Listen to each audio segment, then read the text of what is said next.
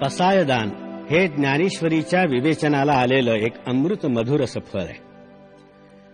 भगवद्गीतेचे 18 अध्याय आणि 700 श्लोक, त्यावर 9000 ओव्यांचं भाष्य ज्ञानेश्वरांनी लिहिलं.